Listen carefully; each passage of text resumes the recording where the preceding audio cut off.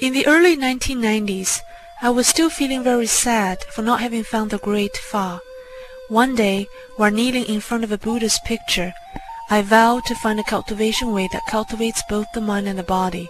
I vowed to attain Buddhahood and save sentient beings.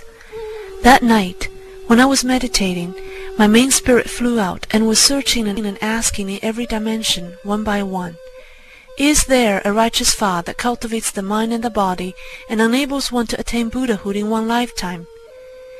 In each dimension there were many cultivators, but none of them had heard of such a wonderful righteous Fa.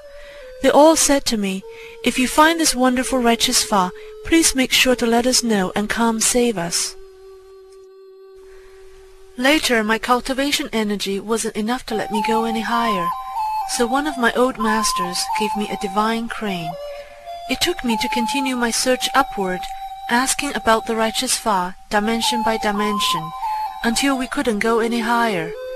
The cultivators in each dimension all sincerely hoped that I could find such a wonderful and righteous Fa, and return to save them.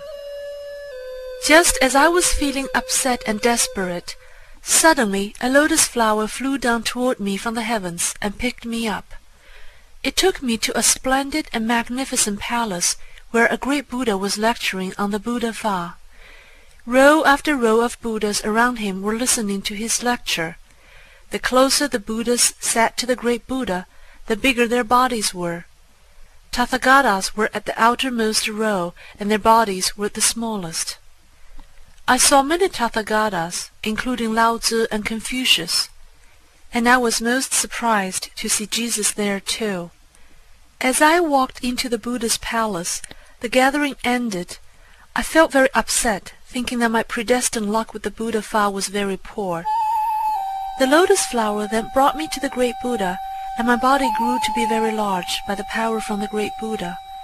The great Buddha made hand gestures toward me, and immediately rays of golden light came forth. From the golden light flew copies of shining scriptures. I was so happy, I tried my best to catch the scriptures with my hands. The first two scriptures I caught were China Falun Gong and Zhuan Falun. I was thinking, where can I find you down on earth? The great Buddha immediately changed into the image of Teacher Li in a suit. He looked just like he does in the picture in Zhuan Falun. In an instant, I came back to my flesh body in the human world. Waiting in the human world was totally unbearable. In 1995, I ran into my friend who went with me to Kangzang. Her face was radiating a rosy glow. I said, "Ah, you must have attained the Fa. Show it to me now." I urged her to take me to her home, and words cannot describe how anxious I was. Once we arrived at her house, I saw a copy of China Falun Gong on the table. I grabbed it and held it tightly to my chest, but my friend said it was her only copy and wouldn't let me take the book. So I said, "Then tell me where you got the book and I'll find it." She gave me the address of a bookstore. It was almost closing time. I rushed there and found the store was closing. I asked the owner if he still had China Falun Gong. He said it was sold out.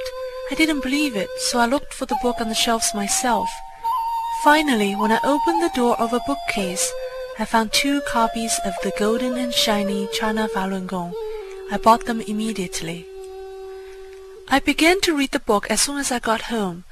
All of a sudden, I understood everything. The things that my old masters had taught me, such as the heavenly circulation, the placement of the mysterious paths, celestial eye, precognition and retrocognition, each of which took them a year to explain, yet still remained unclear, were clearly explained in China Falun Gong in only a few sentences. Why do people think that Dafa books are too high to understand? Why do people feel that our teacher is very high-sounding in his lectures? The reason is that these are the secrets of secrets that nobody has ever discussed in the circle of cultivators and were hidden away like treasures.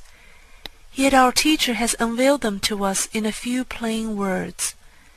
Not only can the human mind not comprehend them, but also some gods' minds cannot comprehend them either. So of course he appears to be very high-sounding.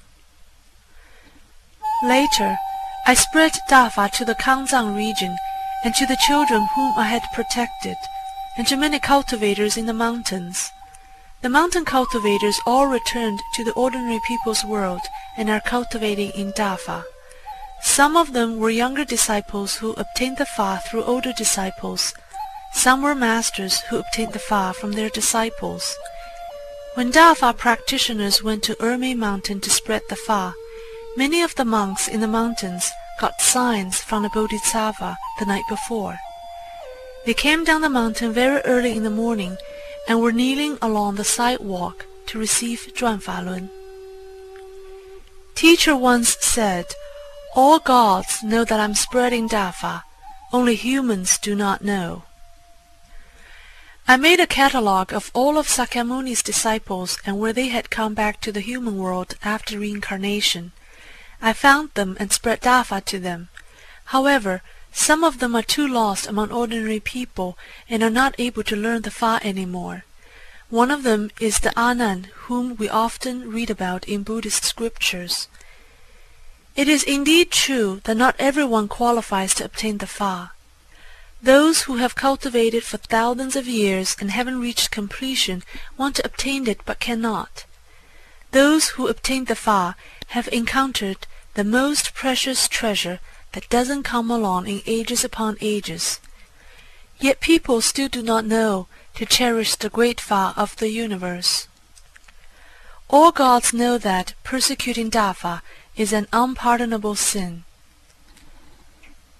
The story that I just told is not even 1/10 of what I have experienced, yet I am just an ordinary member among the many Falun Dafa cultivators.